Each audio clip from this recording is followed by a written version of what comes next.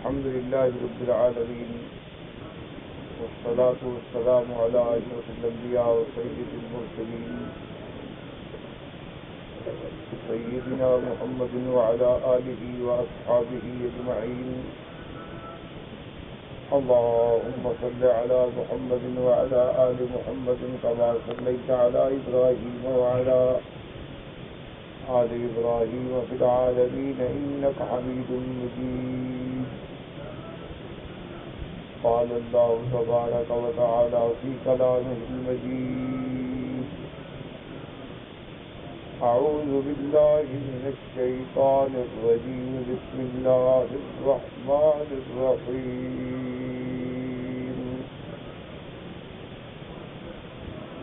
تسبح له السماوات السبع والأرض ومن فيهن وإن من شيء إلا يسبح بحمده ولكن لا تفقهون تسبيحهم إنه كان حليما غفورا. قال المؤلف والمفسر رحمه الله تعالى: أدام النفع بعلومه وعلومكم في الدارين آمين. إلى أن قال: وقال الإمام أحمد رحمه الله تعالى: حدثنا ابن وهب قال حدثنا جرير قال حدثنا أبي سمعت مصعب بن زهير يحدث عن زيد بن أسلم عن عطاء بن يسار عن عبد الله بن عمرو رضي الله تعالى عنه قال: أتى النبي صلى الله عليه وسلم أعرابي عليه جبة من طيالسة مخفوفة بديباج أو مزورة بديباج، فقال: إن صاحبكم هذا يريد أن يرفع كل راء ابن راء ويدع كل راس ابن راس. فقام إليه النبي صلى الله عليه وسلم مغضبا فأخذ بمجامع جبته فاجتذبه فقال: لا أرى عليك ثياب من يعقل. ثم رجع رسول الله صلى الله عليه وسلم فجلس فقال: إن نوحا عليه السلام لما حضرته الوفاة دعا ابنيه فقال: إني قاص عليكما الوصية آمركما باثنتين وأنهاكما عن اثنتين، أنهاكما عن الشرك بالله والكبر وآمركما بلا إله إلا الله، فإن السماوات والأرض وما فيهما لو وضعت في كفة الميزان ووضعت لا إله إلا الله في الكفة الأخرى كانت أرجح. ولو أن السماوات والأرض كانتا حلقة فوضعت لا إله إلا الله عليهما لقسمتهما أو لقسمتهما، وآمركما بسبحان الله وبحمده فإنها صلاة كل شيء وبها يرزق كل شيء. ورواه الإمام أحمد أيضا عن سليمان بن حرب عن عماد بن زيد عن مصعب بن زهير به أطول من هذا وتفرد به. اب مفسر رحمۃ اللہ علیہ سورۃ اسراء کی ان آیات کی تفسیر میں احادیث مبارک، روایات، آثار ذکر فرما رہے ہیں کہ دنیا کی ہر چیز جو ہے وہ اللہ کی تسبیح ہے. اسی ضمن میں ایک روایت امام احمد رحمۃ اللہ علیہ نے نقل فرمائی ہے عبداللہ ابن عمر سے روایت ہے، وہ فرماتے ہیں کہ حضور صلی اللہ علیہ وسلم کی خدمت میں ایک اعرابی آیا، وعلیہ جبۃ، اس کے اوپر ریشم کا جبہ تھا، طیالسہ کا، مکفوفۃ بدیباج اور مزورۃ بدیباج، دیباج کی ریشم کو کہتے یعنی اطلس کا کپڑا تھا اور اس پہ ریشم کا کام تھا، یعنی ریشم کے کام سے اس کو بنا گیا۔ جب وہ آیا تو حضور صلی اللہ علیہ وسلم کی طرف اشارہ کر کے گویا کہنے لگا کہ ان صاحبکم ھذا یرید ان یرفع کل راعٍ راع ویضع کل راس راس۔ اس نے کہا کہ یہ جو آپ کے ساتھی ہیں نہیں محمد مصطفیٰ صلی اللہ علیہ وسلم، یہ چاہتے ہیں کہ ہر چرواہے کو اونچا کر دیں، جو بکریاں چرانے والے، جن کا باپ بھی بکریاں چرانے والا رائی قسم کے لوگ تھے، ان کو تو یہ اونچا کرنا چاہتے ہیں، اور راس ابن راس جو سرداروں کے بیٹے تھے ان کو نیچا کرنا چاہتے ہیں، کیونکہ حضور صلی اللہ علیہ وسلم نے سیدھی سی بات ہے کہ جس نے اللہ کو مان لیا، اللہ کے رسول پہ ایمان لے آیا، اللہ نے اس کو اونچا کر دیا، چاہے وہ غلام تھے، چاہے وہ غریب تھے، چاہے وہ حبش سے آئے، جیسا کہ کسی نے کہا ہے کہ بلال از حبش صہیب از روم، کہ دیکھو کہ بلال کو اللہ حبش سے لے آئے اور صہیب کو روم سے لے آئے، وہ سرکار دو عالم کے ساتھی بنے، صحابی بنے، جنت کے تاجدار بنے۔ ابو جہل مکہ، اور ابو جہل جو مکے میں پیدا ہوا حضور کے قبیلے کا آدمی ہے، یعنی وہ بھی قریش میں ہے، اور قریش کا یہ عالم تھا کہ قریش کے جتنے وہاں قبیلے موجود تھے، شاخیں موجود تھیں، ہر شاخ کا کسی نہ کسی شکل میں حضور سے رشتہ بنتا ہے، کسی کا قریب میں، کسی کا دور میں۔ تو ابو جہل سے مکہ سے ملجبیس، کہ دیکھو ابو جہل مکے میں پیدا ہوا اور قیامت تک لعنتوں کا حقدار بن گیا، کہ آج کوئی بھی مسلمان نام لے گا تو کہے گا لعنت اللہ علیہ،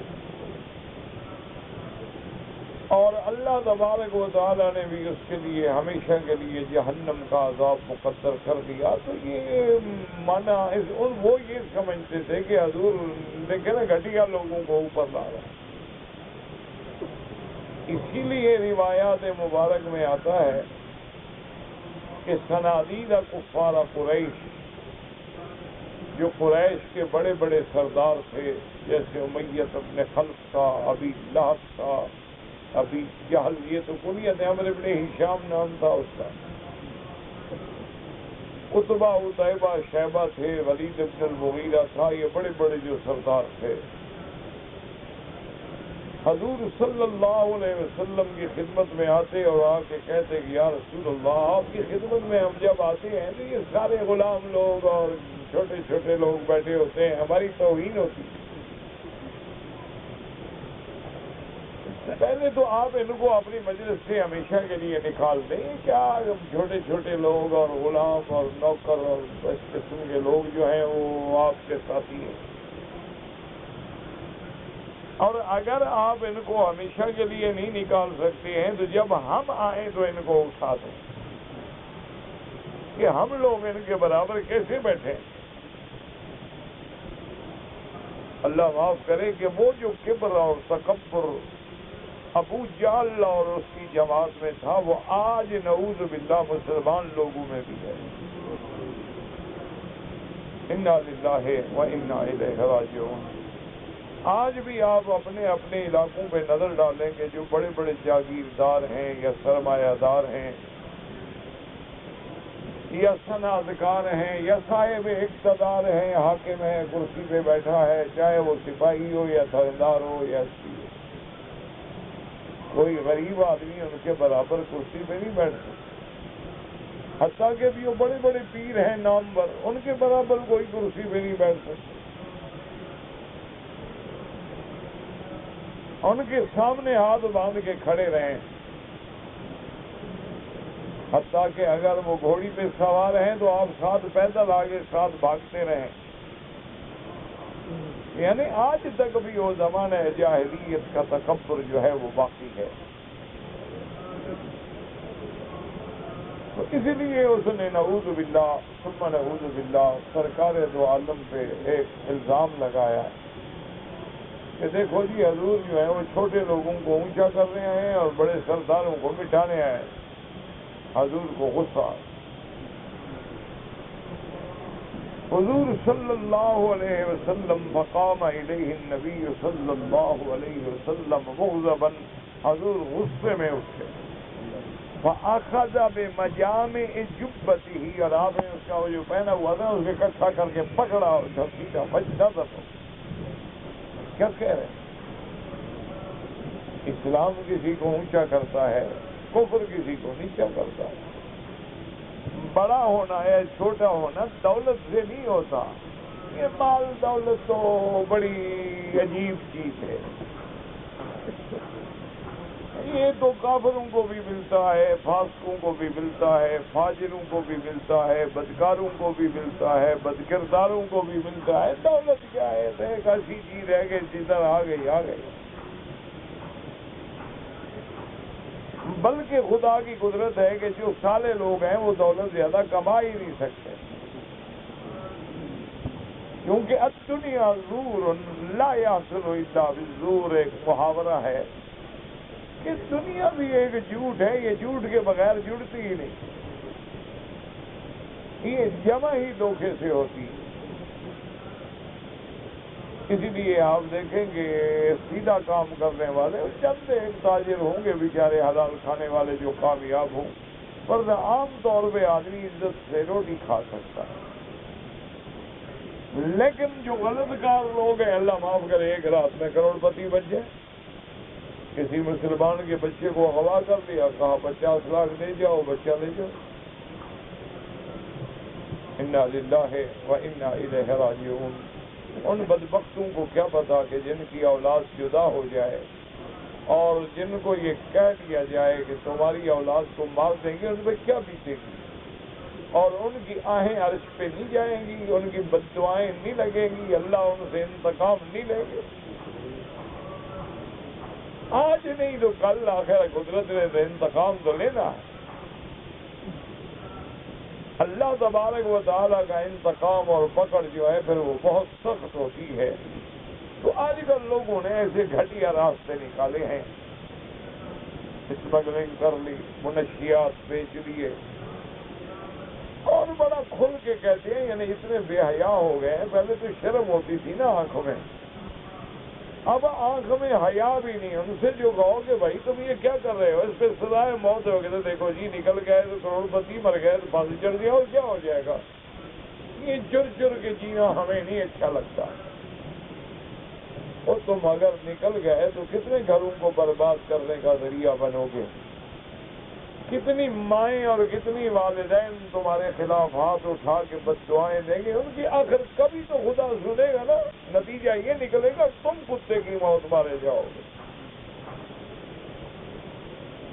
لیکن ان چیزوں کی طرف خیال ہی نہیں جاتا ہے۔ ہر آدمی کو دولت اور دولت اور دولت اور پیسہ اور چوری ملے، ڈاکے سے ملے، قتل سے ملے، اسمگلنگ سے ملے، منشیات بیچنے سے ملے۔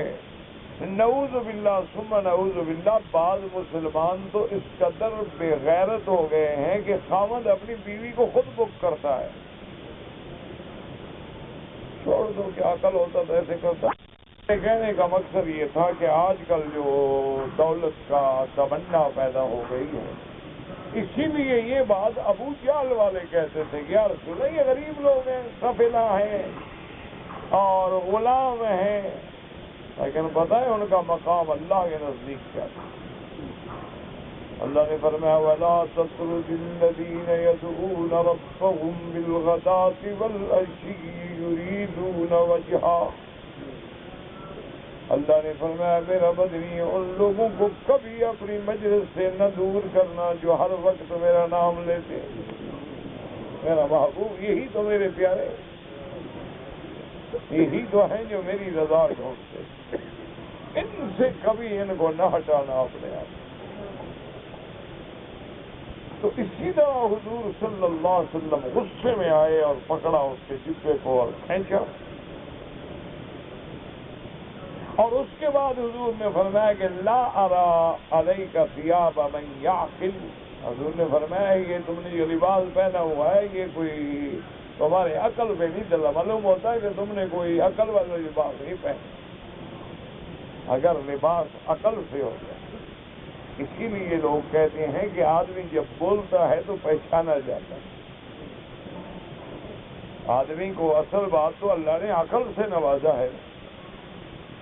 وہ ایک بادشاہ کا وزیر تھا، بڑا سمجھدار تھا بادشاہ، ایک دن پتہ نہیں کیسے خیال میں آ گیا بادشاہ تو بادشاہ کہنے لگا کہ میں تمہیں حکم دیتا ہوں کہ میرے ملک میں جو سب سے بڑا بے وقوف ہو ان کی فہرست بناؤ، کتنے بے وقوف ہیں ان میں پہلے نمبر پہ کون بے وقوف۔ اب وزیر بیچارہ کیا کر سکتا ہے، بادشاہ کا حکم ہے۔ وہ جب مہلت ختم ہوئی تو بادشاہ نے بلایا، ہاں بھائی وہ بے وقوفوں کی فہرست بن گئی ہے؟ اس نے کہا ہاں جی بنی، لے آؤ۔ بادشاہ کو پیش کیا تو پہلے نمبر پہ بادشاہ کا نام لکھا ہوا۔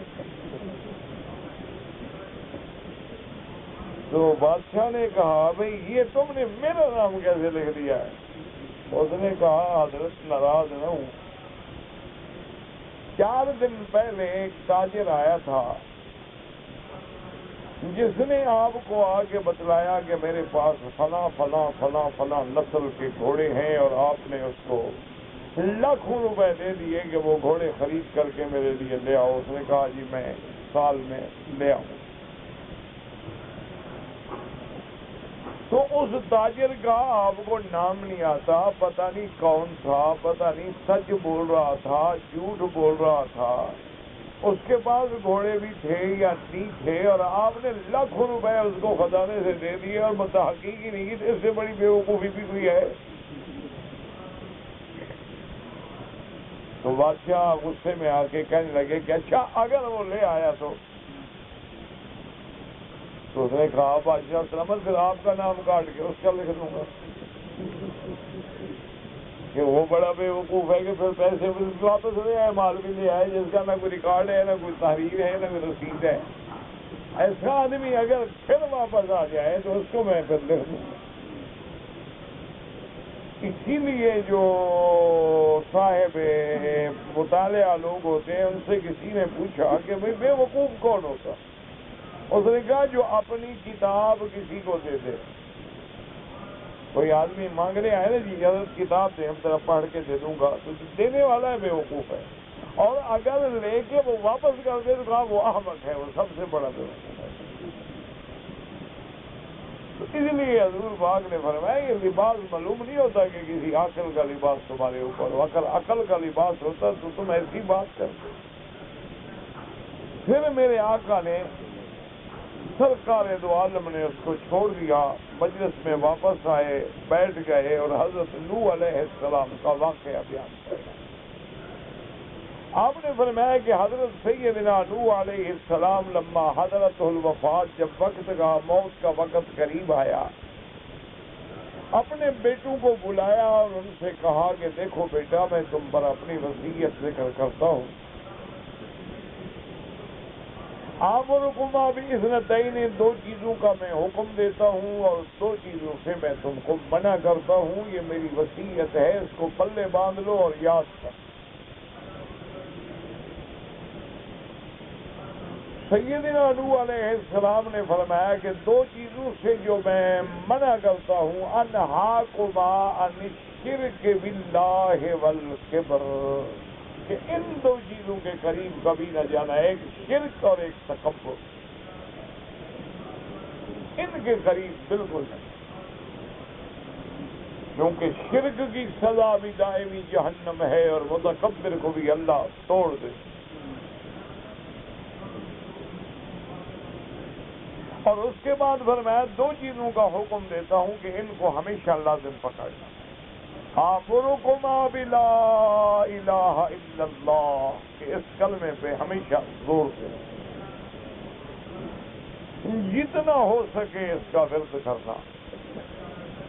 اور یاد رکھو کہ جتنے بڑے بڑے اولیاء گزرے ہیں وہ سب یہ اپنی کتابوں میں لکھتے ہیں کہ ہمیں جو کچھ بھی ملا ہے نا، جو ہم نے پایا ہے وہ اسی کلمے سے پایا، کہ بس آدمی اسی کلمے پہ اگر دل لگا لینا کہ نفی اور اس بات پہ کہ ہر الہ باطلہ کی نفی کرے اور الہ حق کی اس بات کرے۔ اسی لیے بزرگ جو کہتے ہیں نا، بعض ہمارے نوجوان ناراض ہو جاتے ہیں کہ دیکھو جی ویسے کہتے ہیں، ایسا کرو ایسا کرو، ان کا معنی یہ ہوتا ہے کہ اس گندے دل پہ ضرب لگے، چوٹ لگے اور تمام الہ باطلہ کا گند نکل جائے اور صرف اللہ کی توحید راسخ ہو جائے۔ آپ نے دیکھا ہے نا کہ اگر کپڑے کو تھوڑی سی بھی چیز لگ جائے تو آدمی کہہ رہے یار یہ تھوڑا سا یہ رومال پانی میں ڈال کے یوں کر دو، اور اگر زیادہ ہو تو پھر ذرا رگڑنا پڑتا ہے، اور زیادہ ہو تو کہہ رہے جی ایسے نہیں اترے گا، صابن سے دھوئیں۔ جب صابن سے بھی نہ اترے کہتے ہیں جناب یہ کلوریکس ڈالنی پڑے گی، یہ صابن سے بھی نہیں دھلے گا۔ بعض کہیں گے نہیں جناب یہ اس سے بھی نہیں دھلے گا، یہ تو باقاعدہ پیٹرول سے صاف ہوگا۔ تو جیسے جیسے گندگی بڑھتی جاتی ہے تو اتنا دوائیں بھی بڑھانی پڑتی ہیں۔ تو دل میں جیسے جیسے شرک اور بدعات کی میل جمتی جاتی ہے، اللہ والے پھر اس پہ ضرب لگاتے ہیں تاکہ بندے کی اصلاح ہو جائے۔ اور اصل اصلاح جو ہے وہ دل کی ہے۔ حضور نے فرمایا جب یہ ٹھیک ہو جائے سارا بدن ٹھیک ہو گیا، اور جب دل بگڑ جائے تو سارا جہان بگڑ گیا۔ اس لیے فرمایا کہ سب سے پہلے تو اس کلمے کو دامن پکڑ لینا، آمرکما بلا الہ الا اللہ۔ اور آگے فرمایا کہ دیکھو یہ بات بھی سن لو کہ فَإِنَّ السَّمَاوَاتِ وَالْأَرْضَ وَمَا فِيهِمَا، سارے آسمان اور ساری زمینیں اور جو کچھ ان کے اندر ہے، لَوْ وُضِعَتْ فِي كِفَّةِ مِيزَانٍ، اگر ترازو کے ایک پلڑے میں ڈالا جائے اور لا الہ الا اللہ ایک طرف ڈالا جائے تو یہ لا الہ الا اللہ بھاری ہو جائے۔ اب کیسے بھاری ہو جائے گا؟ لا الہ الا اللہ اتنے کام سے آئے گا، ایک پتھر رکھ دو اور کاغذ وزن کرو، کیسے دیکھو کیسے بھاری ہوتا ہے۔ تو یہ باتیں جو ہیں نا یہ عقل سے نہیں، یہ صرف علم اور دل سے تعلق رکھتی ہیں کہ ایک ثقل ظاہری ہوتا ہے، ایک ثقل معنوی ہوتا ہے۔ آپ دیکھیں نا کہ استاد ہوتے ہیں، بزرگ ہوتے ہیں، بالکل خفیف لگنا ہے تو ساری مجلس پہ روک آ جاتا ہے، مجال ہے کہ کوئی بات کرے۔ جب حضور پہ جبریل قرآن پڑھتے تو حضور کا پسینے آ جاتے سردی کی رات، وہ ثقل ہوتا ہے، ثقل ظاہری یا ثقل معنوی۔ تو اللہ نے اس کلمے میں جو وزن معنوی رکھا ہے یہ سمجھنے کی باتیں نہیں میرے بھائی۔ اسی لیے بزرگ کہتے ہیں کہ اللہ کے بڑے مزے جو آئے سو چکھ لے، یہ چکھنے والی چیز ہے، بتانے والی نہیں ہے۔ اب دیکھو نا ایک پانی کا پیالہ بھر کے رکھ دیں، 10 مولوی لے آؤ بتا دیں گے میٹھا ہے کہ پھیکا ہے، جب تک چکھو نہیں کیسے فیصلہ ہوگا؟ تو بعض چیزیں جو ہیں وہ چکھنے سے تعلق رکھتی ہے۔ یہ اللہ کے ذکر کے مزے جو ہیں یہ کرنے والوں سے پوچھو۔ اسی لیے لکھا ہے کہ ایک دفعہ ایک اللہ کے ولی کو بادشاہ نے لکھا، اس نے کہا کہ حضرت آپ کے لنگر کا ماشاءاللہ اتنا بڑا خرچ ہے کہ 2-2 ہزار آدمی روز کا کھانے پہ ہوتا ہے، تو میں نے یہ فیصلہ کیا ہے کہ فلاں ریاست جو ہے نا وہ مہربانی کر کے آپ قبول فرمائیں، وہ میں آپ کے لنگر کے نام کر دیتا ہوں تاکہ جو آمدنی آئے وہ لنگر میں خرچ ہو۔ تو حضرت نے اسی کے خط کے پیچھے لکھا کہ ہمیں جب رات کی بادشاہی ملی ہے نا، تیری بادشاہی کی ضرورت نہیں، ہمیں کس جھگڑے میں ڈال رہے ہو؟ ریاست دو گے، پھر ہم کاشت کریں گے، پھر فصل اگے گی، پھر کبھی ہوگی کبھی نہیں ہوگی، کبھی جناب کیڑا لگ گیا، کبھی جناب بیماری لگ گئی۔ ہمارے پاس جو تہجد والی حکومت ہے، اس حکومت کا کیا مقابلہ ہے کہ رات کو 2 رکعت پڑے، گڑگڑایا اور اللہ کی رحمت سے رزق آ گیا، چلو۔ یہ سلطنت جب ہمیں مل گئی ہے، تیری سلطنت کی ہمیں کیا ضرورت؟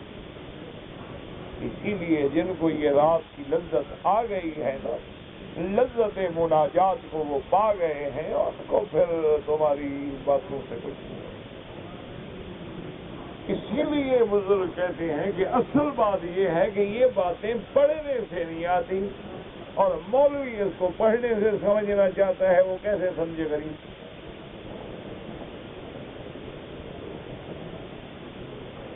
یہ چیزیں جو ہیں یہ تجربے سے آتی ہیں، اس لذت ذکر میں جب تک پڑھو گے نہیں پتہ نہیں لگے گا۔ یعنی آپ حیران ہوں گے، یہ بہت پرانی بات بھی نہیں، جو بڑے اولیاء اللہ گزرے ہیں ان کا تو پتہ نہیں کوئی کتنا بلند و بالا مقام ہوگا، وہ تو ہم نے نہیں دیکھے۔ ہم نے اپنے بزرگوں میں ایسے بزرگ دیکھے ہیں کہ ایک ہمارے بزرگ تھے، ان کا آپریشن تھا، تو ڈاکٹروں نے کہا کہ حضرت اس کے لیے ہمیں آپ کو بے ہوش کرنا ہوگا۔ انہوں نے فرمایا کہ بے ہوش کیسے؟ انہوں نے کہا جی وہ ہم نشے کا انجیکشن دے دیتے ہیں، کیونکہ یہ تو کاٹنا ہے، بہت بڑا مسئلہ ہے، کوئی انسان برداشت تھوڑا کر سکتا ہے اس کے بدن کو کاٹو۔ وہ بے ہوش ہو گیا، اس کو تو نہیں پتہ نہیں کیا کاٹا گیا ہے، کیا نہیں کاٹا گیا، جب ہوش آیا تو سب کچھ کٹ گیا۔ تو انہوں نے کہا کہ نہیں، وہ تو میں نہیں چاہتا، میں نے زندگی میں الحمدللہ کبھی نشہ اور چیز نہیں دی ہے، تو اب میں نشے کا انجیکشن نہیں لگا۔ میں کہا حضرت یہ تو بڑا مشکل ہے، چلو وہ تو لینا پڑتا ہے نا، اندر جاتا ہے، خون میں جاتا ہے، چلو ہم ایسا کرتے ہیں کہ موقع پر جہاں جہاں کاٹنا ہے ادھر ادھر سارے سن کرنے والے انجیکشن کو لگا دیتے ہیں تاکہ کچھ تو برداشت ہو۔ اے اللہ کے بندے تم ان چکروں میں مت پڑو، بس میں قرآن شریف پڑھنا شروع کرتا ہوں تو وہ اپنا کام شروع کرتا۔ اس سرجن کا موت کے بعد بیان آیا، باقاعدہ چھپا ہے، کتابوں میں موجود ہے۔ اس نے کہا کہ بس انہوں نے قرآن شریف پڑھنا شروع کر دیا اور ہم نے کاٹنا شروع کیا، ہم نے چہرے پہ بل نہیں پڑتا ہوا دیکھا، جیسے بیٹھے تھے اسی طرح بیٹھے۔ ہم نے آپریشن ختم کیا، انہوں نے صورت ختم کیا، ہو گیا بھی، ہاں ہو گیا، ٹھیک ہے، السلام علیکم۔ یہ تو اب دور کی بات ہے، واللہ والے جو پہلے تھے وہ تو پہلے تھے۔ وہ اولیاء اللہ ان کے مقام تو بہت بلند ہوں گے نا، وہ تو ہم نے دیکھے ہی نہ، ہمارے نصیب میں بھی نہیں۔ تو یہ تو موجودہ دور کے لوگ، اس صدی کے لوگ ہیں جو ہماری اپنی آنکھوں سے گزرے ہیں۔ ٹھیک ہے، جو مرضی ہے کرو، بس میں قرآن پڑھ رہا ہوں، دیکھو میں بیٹھا قرآن پڑھ رہا ہوں، جو مرضی ہے کرتے ہو۔ یہ کہہ دینا آسان ہے، تم قرآن پڑھو، میں ذرا ایک سوئی رکھتا ہوں، دیکھتا ہوں تمہارا کتنا بزرگی ہے، ابھی تجربہ ہو جائے گا۔ باتیں اسی لیے یہ سمجھ نہیں آتی نا نوجوان نسل کو، پھر وہ کہنے چھوڑو یار یہ کیا ہے، ایسے باتیں کرتے ہیں بیوقوف لوگ۔ ایسی باتیں صحابہ نے تو نہیں کی، وہ اللہ کے بندے، صحابہ کو ضرورت کیا تھی؟ یہ محنتیں تو ہم لوگوں کو کرنی پڑتی ہیں، صحابہ کی تو حضور پہ نظر پڑی، سارے منازل طے ہو گئے، بات ہی ختم ہو گئی۔ وہ تو اس کامل مکمل نبوت و رسالت کے تاج کے سامنے بیٹھتے تھے، وہ تو ایسا تیر تھا کہ دامہ بھی لگا تو سونا بن گیا، تم نے کانٹوں کو چھوا اور گلستہ کر دیا۔ ان کو اس محنتوں کی کیا ضرورت تھی جناب؟ ان کے مراحل جو تھے نا، بس ایسے حضور کے ہاتھ میں ہاتھ دیا، اور حدیث ہے، یہ مولوی میں خود نہیں کہہ رہا، صحابی کہتا ہے کہ میں نے جب ہاتھ میں ہاتھ دیا ہے، خدا کی قسم سب سے زیادہ بغض مجھے حضور کی ذات سے تھا، اور جب میں نے بیعت کر کے ہاتھ یوں کیا، سب سے زیادہ محبوب مجھے محمد مصطفیٰ تھا۔ اتنی دیر میں کیسے کایا پلٹ گئی؟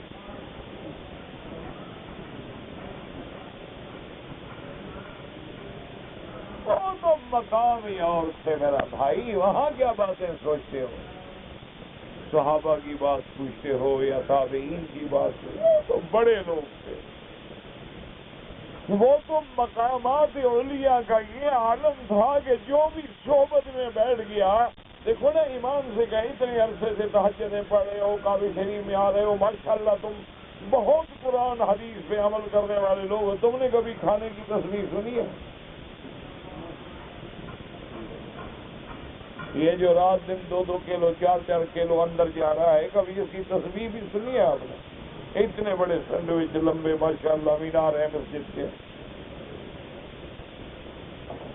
یہ جو ماشاءاللہ ہضم کر رہے، جو اونٹ بھی ہضم نہ کر سکے، میدے کے بنے ہوئے 3-3 فٹ لمبے، اندر گھاس ہے، پتہ نہیں قیمہ ہے، پتہ نہیں کیا کیا بلائے ہیں، 20-20 دن کا، 18-18 دن کا آگ پہ کھڑا ہوا، لیکن جناب لکڑ ہضم پتھر ہضم، تم نے کبھی اس کی تسبیح سنی ہے؟ عبداللہ بن مسعود کہتے ہیں ہم کھانا کھاتے تھے، یسمع تسبیح الطعام،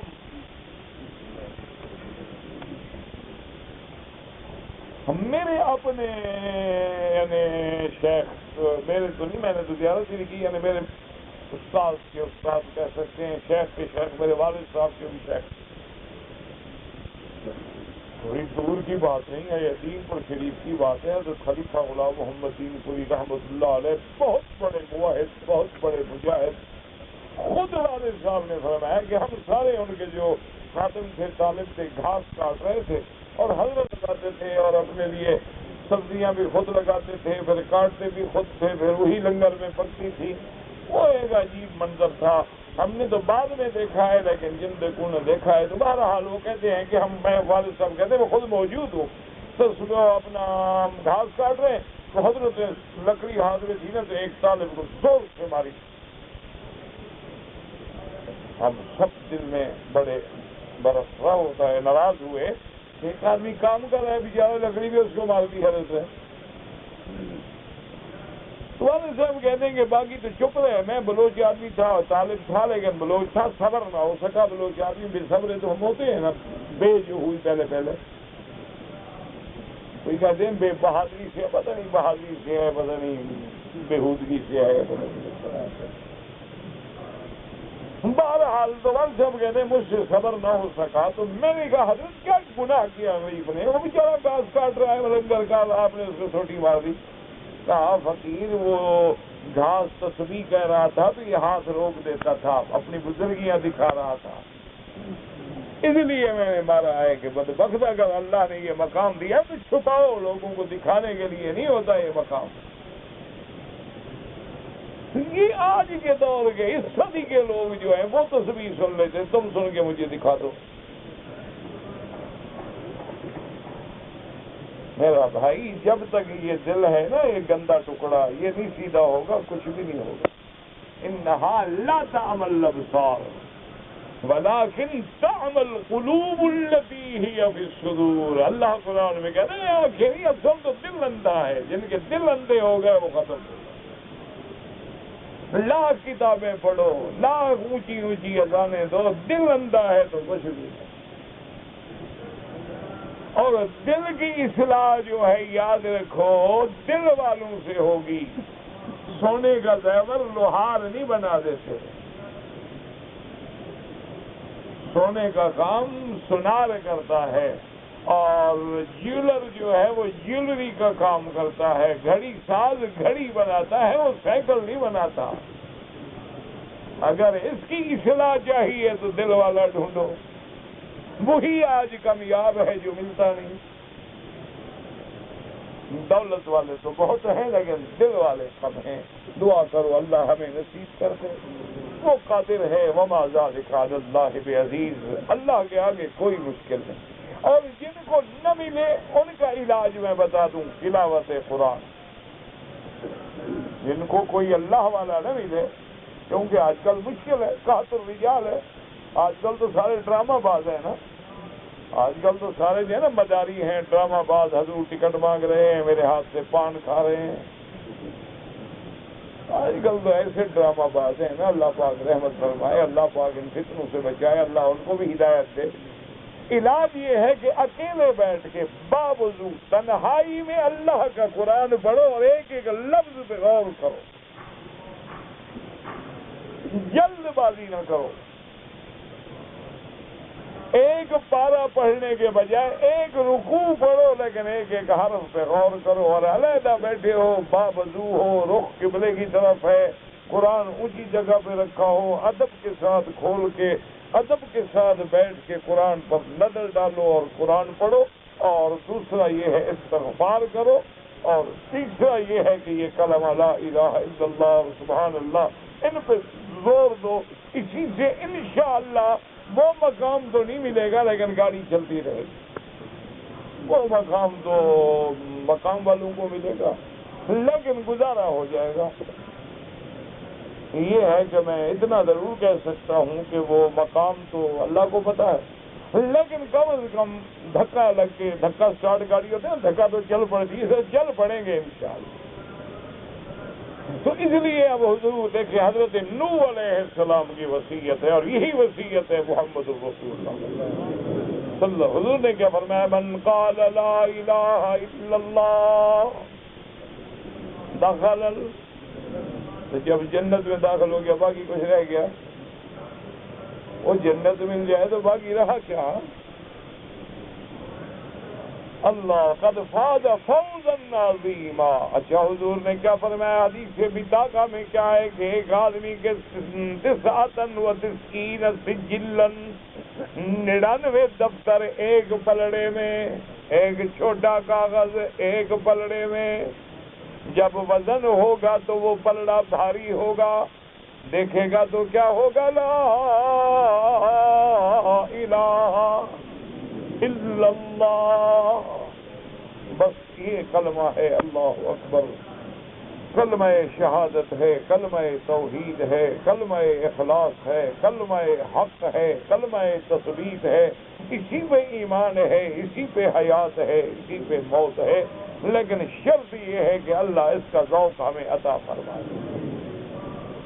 اب جناب فرماتے ہیں وَلَوْ أَنَّ السَّمَاوَاتِ وَالْأَرْضَ كَانَتَا حَلَقَةً فَفَسَدَتْ لَا إِلَٰهَ إِلَّا اللَّهُ عَلَيْهِمَا لَقَسَّمَتْهُمَا أَوْ لَفَصَّمَتْهُمَا، اگر آسمانوں اور زمینوں کا ایسے ایک حلقہ بنا لیا جائے، کیا مانا؟ یعنی ایک ایسا گول جو ہے نا کڑا بن جائے، اور کلمہ لا الہ کی ضرب لگے تو اس کو بھی توڑ ڈالے، یہ وہ کلمہ۔ یعنی اگر اتنی چیزیں تیرے آگے، جنت کے آگے آگے بند بن جائیں، ہلکا بن جائیں، ان کو توڑنے والی چیز کیا ہے؟ لا الہ الا اللہ۔ وَآمُرُكُمَا، اور حضرت نوح علیہ السلام نے فرمایا کہ میرے بیٹے میں تمہیں دو چیزوں کا حکم دیتا ہوں، سبحان اللہ وبحمدہ، اور فرمایا فإنہا صلاة کل شیء، یہ ہر چیز کی تسبیح جو ہے یہی ہے سبحان اللہ وبحمدہ، وَيُرْزَقُ بِهَا يُرْزَقُ كُلُّ وَبِهَا يُرْزَقُ كُلُّ شَيْءٍ، اور ہر چیز کو جو رزق مل رہا ہے وہ اسی سبحان اللہ۔ کیا مانا؟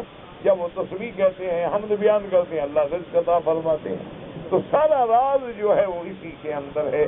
اسی لیے دیکھیں کہ اب حضرت نوح کی وصیت بھی سنو اور حضور کی بھی سنو۔ امام بخاری رحمت اللہ علیہ نے اپنی کتاب اسی پہ ختم کی، کلمتان خفیفتان علی اللسان،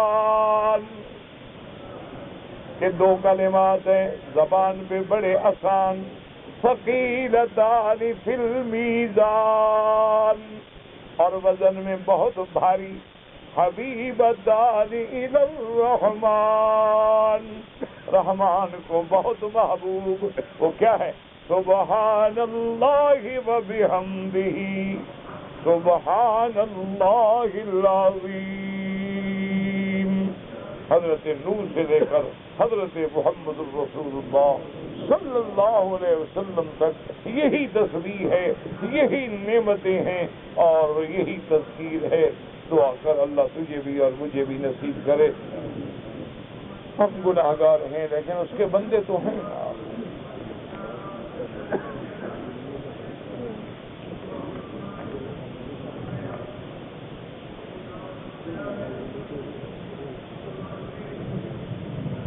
کہتے جی کہ میری بیوی تحفیظ القرآن میں 10واں پارہ پڑھتی ہے۔ میرے چچا نے کہا کہ تم اپنی بیوی کو پڑھنے سے روک دو، کیونکہ اگر یہ پڑھ کے بھول گئی تو بڑا عذاب ہوگا۔ واہ بھائی واہ، ماشاءاللہ۔ تو تم بچے پیدا کرنا بھی چھوڑ دو، کیونکہ یہ پیدا کرو گے تو مر جائیں گے۔ مکان بنانا بھی چھوڑ دو، ایک دن گر جائیں گے۔ اور روٹی کھانا بھی چھوڑ دو، گندگی بن کے نیچے سے نکل جائے گی۔ کوئی عقل کر، اتنا بڑا جاہل بھی کوئی ہے جو قرآن پڑھنے سے روکے؟ اللہ کے بندے، اس بچی کو، بیوی کو پڑھنا، بالکل قرآن پڑھاؤ، چھوڑو جاہل چچے کی باتوں کو، قرآن پڑھنے دو، اللہ اس کو نصیب کرے۔ باقی یاد یہ ہے کہ گناہگار وہ ہوتا ہے جو قرآن یاد کر کے خود چھوڑ دے۔ اگر ہمیں بھول جائے یا ہم یاد نہ کر سکیں یا حافظہ کمزور ہے، ہمارا کام ہے کہ ہم محنت کرتے رہیں، پڑھتے رہیں، ہمارے میں کوئی گناہ نہیں، ہماری زندگی میں محنت ہے۔ حتیٰ کہ حضور پاک کی ایک حدیث مبارک ہے، فرمایا ماہر قرآن اور حافظ قرآن جو ہے مال بررۃ الکرام، وہ اللہ کے فرشتوں کے ساتھ ہوتا ہے۔ اور ایک آدمی وہ ہے قرآن تو پڑھتا ہے، یتعاہدہ، اس کو قرآن پڑھنا مشکل ہو جاتا ہے بیچارے کو، اور بعض ایسے بھی ہوتے ہیں جو پڑھ نہیں سکتے، لفظ بار بار اٹکتا ہے، فرمایا اللہ اس کو دوہرا اجر عطا فرمائے۔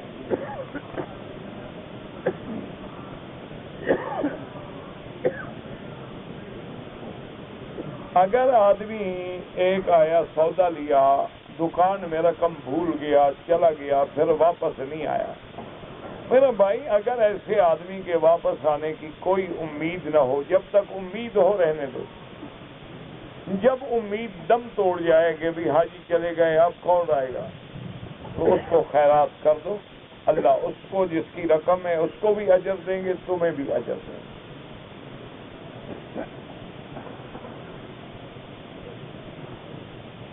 رمضان المبارک میں مدینہ منورہ گیا زیارت کے لیے، واپسی پہ عمرہ کیا، عمرہ بھی کیا ہوں، حج بھی کیا ہوں۔ حج تو بھی آیا نہیں تو کیا کیسے ہوں؟ بہرحال اگر حج کرو گے کوئی بات نہیں، 1,00,000 دفعہ کرو۔ اگر عمرہ کر لیا ہے تو زیادہ سے زیادہ ایک بکری حج کی تمتع رکھ دینا تاکہ جھگڑے سے بچ جاؤ۔ ورنہ امام ابو حنیفہ رحمۃ اللہ علیہ فرماتے ہیں کہ جب تک آدمی اپنے وطن سے عمرہ نہ کرے اشہر حج میں اور اسی سال حج نہ کرے، متمتع نہیں بنتا۔ لیکن اگر عمرہ کیا اس کو کہتے ہیں دم دینی پڑے گی جرمانے کی۔ باقی ائمہ فرماتے ہیں تمتع ہو گیا اس کو حج کی بکری دینی ہوگی، تو بکری تو دینی پڑتی ہے نا دونوں شکلوں میں، تو بہرحال آپ ایک بکری دے دیں، حج کریں بالکل۔ اگر کسی کافر نے ایک جگہ دیا کہ بھئی میں دیتا ہوں تم جاؤ مسجد بناؤ، اس نے اپنی رضامندی سے دیا ہے، کوئی بات نہیں، زمین تو سب اللہ کی ہے۔ اگر کسی کافر کے عارضی ملک میں تھی اور اس نے لیکن تمہارے ڈر سے نہ دیا اپنی منشیت سے ہو، اپنی رضامندی سے ہو، اپنی محبت سے ہو، کوئی بات نہیں، کوئی بھی دے سکتا ہے آدمی، کوئی مسئلہ نہیں۔ خانہ کعبہ کے طواف کرنے کے بعد جو ہم 2 رکعت پڑھتے ہیں اس کی نیت کیسے کریں گے؟ 2 رکعت واجب الطواف، امام ابو حنیفہ رحمۃ اللہ علیہ کے نزدیک واجب ہے اور باقی ائمہ کے نزدیک سنت ہے، تو زیادہ چکر میں پڑھنے کی ضرورت ہی نہیں۔ جب دل میں نیت ہے طواف کی 2 رکعت پڑھ رہا ہوں اللہ اکبر، بس کہنے کی ضرورت ہی ہے۔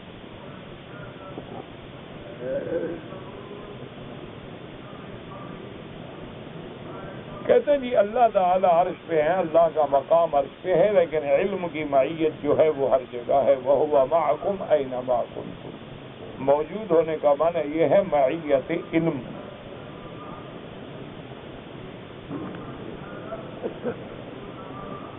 کہتے جی کہ مکیف کا پانی جو گرتا ہے اس سے اگر وضو کیا ٹھیک ہے، وہ پلیت تھوڑا ہے، وہ بھی تو برف بن کے گر رہی ہے وہی پانی، اور کیا ہوتا ہے۔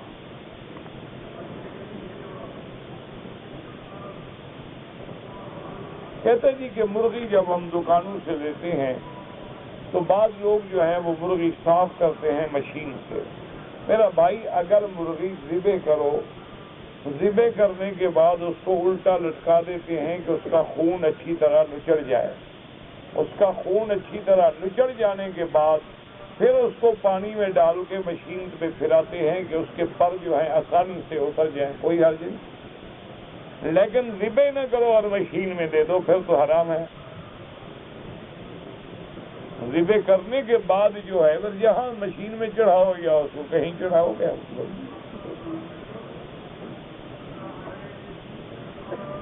میرے دوست ہیں والدین کی نافرمانی کرتے ہیں، سسرال کی مانتے ہیں، اس کو کہو توبہ کرے اور والدین کو راضی کرے۔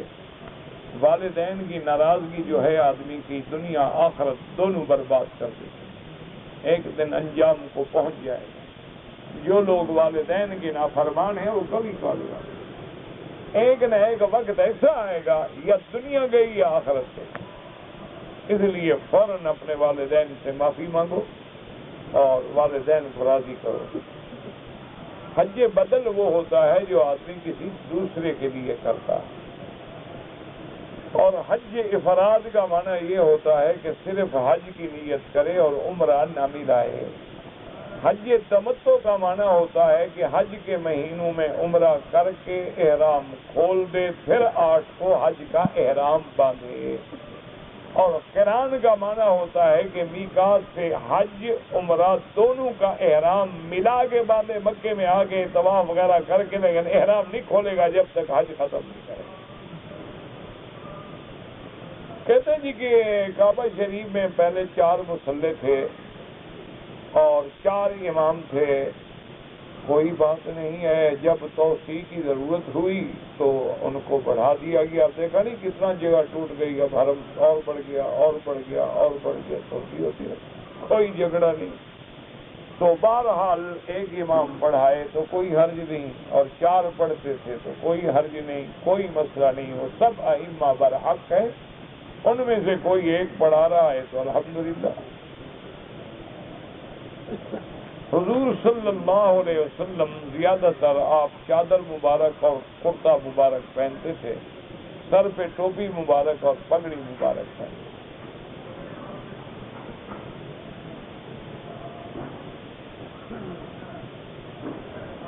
کہتے جی اللہ کا شریک نہ بناؤ۔ شریک کا کیا معنی؟ جیسے وسن طواف کرتے ہو کعبۃ اللہ کا، اسی طرح اگر قبر کا طواف کرو تو یہ طواف میں شرک ہو گیا، شریک بنا لیا نا تم نے، کہ طواف تو صرف ایک جگہ کا تھا، تم نے دوسری جگہ بھی نکال لی تو شریک بن گیا۔ اب قربانی یا نظر یا نیاز ہے اللہ کے لیے، تم نے پیر کے نام پہ منت مانگ لی، قبر پہ چڑھاوا چڑھا دیا تو شریک بنا دیا نا نظر میں، اسی کو شریک کہتے ہیں۔ اور بدعت کا معنی یہ ہوتا ہے کہ جو چیز حضور پاک کی سنت سے ثابت نہ ہو، خیر القرون میں، خلفاء راشدین میں، صحابہ میں ثابت نہ ہو، دین کا مسئلہ بعد میں ایجاد کیا جائے، وہ بدعت ہے۔ اب اس کو لوگ چکر دیتے ہیں، دیکھو جی حضور کے زمانے میں کار نہیں تھی، کار کو دین کا مسئلہ تھوڑا ہے، یا حضور کے زمانے میں پین نہیں تھا، جی پین کا کیا تعلق ہے دین سے؟ معنی یہ ہے کہ دین جیسے اذان دین ہے، اذان جو ہے عبادت ہے، دین ہے۔ اب اس میں جوڑ لگاؤ، جو بلال نے پہلے صلاۃ والسلام نہیں پڑھے تم پڑھو، اب بدعت ہے، تم بعد میں صلاۃ والسلام پڑھو، بدعت ہے۔ اگر تم درود پڑھ کے اللہم رب ہذہ الدعوہ والی دعا پڑھو، وہ جناب سنت ہے۔ تو سنت وہ ہے جو ثابت ہے، بدعت وہ ہے جو سنت میں، صحابہ میں، اجماع میں، خلفاء راشدین میں ثابت نہ ہو اور دین کے نام پہ بعد میں بنائی جائے۔ کہتے جی کہ دنیا کے مسلمان تو کعبے کی طرف رخ کرتے ہیں، کعبہ کی طرف رخ کرتا ہے، کعبہ نماز نہیں پڑھتا کہ رخ کرے، وہ تو نماز ہی نہیں پڑھتا۔ نماز جب پڑھے گا تو پوچھیں گے بھائی کدھر رخ کر رہے ہیں؟ کیا ہے لوگ ہوتے ہیں نا، یہ اصل میں کیا ہے، یہ ہمارے وہ ہوتے ہیں نا حلوائی، یہ وہ کہتے ہیں کہ لوگ کعبے کو، کعبہ مدینے کو رخ کرنا،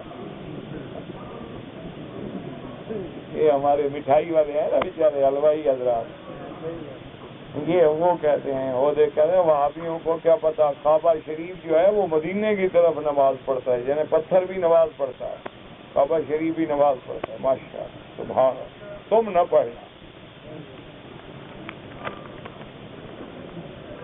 کہتے جی اگر حضور کو سرکار دو عالم، یہ محبت کا لفظ ہے، اس کا معنی یہ نہیں ہوتا کہ دونوں جہاں کا مالک خدا کی طرح نبی ہے، ادب سے آدمی کہتے، جیسے آپ والدین کو کہہ دیتے ہیں قبلہ کعبہ ابا جان، اب تمہارا ابا جان قبلہ کعبہ تھوڑا ہے، بیوی کہتے شام کو گھر سے نکال دو گے، ابا قبلہ جان کو دیکھو کیسے نکلتا ہے، جن کو لکھتے ہیں نا اپنے والدین کو ابا حضور پر نور، بیوی کہے نا باپ تمہارا تنگ کرے گا ابا حضور دفع ہو جاؤ دور، یہ ایک تعظیم کا لفظ ہے، ورنہ اصل مالک ہر چیز کا اللہ ہے۔ کہتا ہے جی کہ وتر کی نماز جو ہے حنفیوں کے نزدیک واجب ہے، باقی امہ کے نزدیک سنت ہے، اس میں کیا جھگڑا کیا ہے، تو لفظ کی بات ہے، ان کے نزدیک فرض اور سنت، امام صاحب کے نزدیک فرض و واجب اور سنت، یہ تو علمی بات تو وہی ہے، جب تمہیں نہ واجب کا پتہ ہے نہ سنت کا پتہ ہے، نہ مستحب کا پتہ ہے نہ اولا کا پتہ ہے، نہ افضل کا پتہ ہے نہ مکروہ کا پتہ ہے، نہ مکروہ تحریمی کا پتہ ہے نہ مکروہ تنزیہی کا پتہ ہے، تو میں کیا سمجھاؤں؟ تمہارا چٹ جو لکھا ہوا ہے نا اسے اندازہ ہو گیا اللہ کی رحمت سے تمہیں کچھ پتہ نہیں۔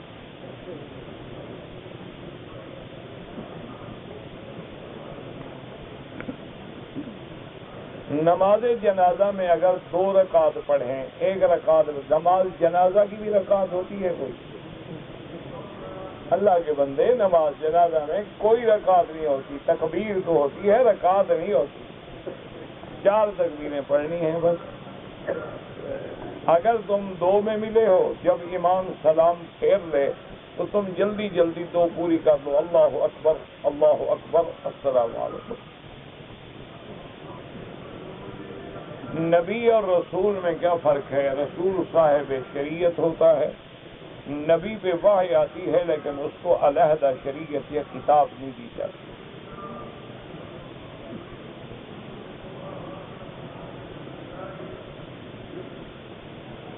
کہتے جی کہ یہاں پر عصر کی نماز چونکہ جلدی پڑھائی جاتی ہے، جو حنفی مسلک کے مطابق وقت نہیں ہوتا، لیکن حنفیوں کے بہت بڑے عالم جو ہیں، مفتی حضرت عبدالرشید گنگوہی، رشید احمد گنگوہی رحمۃ اللہ علیہ، ان کے فتاوی میں موجود ہے کہ جو لوگ حرم میں جائیں وہ حرم کی نماز نہ چھوڑیں، چاہے وہ حنفی مسلک پر ہو یا حنفی مسلک پہ نہ ہو، کیونکہ حرم کی جماعت کے لیے ان کو اپنے اس مسلک پہ سختی نہیں کرنی چاہیے، حرم کی نماز کی نعمت پھر کہاں ملے گی؟ کہتے جی کہ میں ڈاکٹر ہوں اور سسرال اپنے سسر کا حج بدل کرنا چاہتا ہوں، میرے سسر میں استطاعت نہیں ہے کہ وہ حج کر سکیں، بیمار ہیں، لیکن یہ بات دیکھو کہ مالی طور پہ اتنا دولت پیسہ ہے کہ وہ وہاں سے آدمی بھیج سکیں، اگر ان کے پاس اتنی دولت پیسہ ہے تو بہتر یہ ہے اپنے ملک سے آدمی تعینات کریں، وہ آ کے ان کے لیے حج بدل کریں جو پہلے اپنا حج کر چکا ہو، اور اگر اتنی طاقت نہیں ہے تو آپ ٹھیک ہے، آپ ان کے داماد ہیں، آپ ان کی طرف سے حج بدل کریں، اپنا آپ کر چکے ہیں، کوئی بات نہیں، آپ جدے میں رہتے ہیں جدے سے ہی نیت کریں، آپ کو کہیں میقات پہ جانے کی ضرورت نہیں ہے، آپ جدے میں رہتے ہیں، آپ جدے سے احرام باندھیں گے اور دل میں ایک نیت ہوگی، یا اللہ میں جو حج کر رہا ہوں یہ فلاں میرے سسر کے لیے ہے، ہر کام میں نیت ان کی ہے، اور نیت کا معنی ہے کہ دل میں ہوتی ہے، زبان سے کہنے کی ضرورت بھی نہیں ہوتی، کسی نے کہہ دیا ورنہ اصل نیت کا مقام دل ہے۔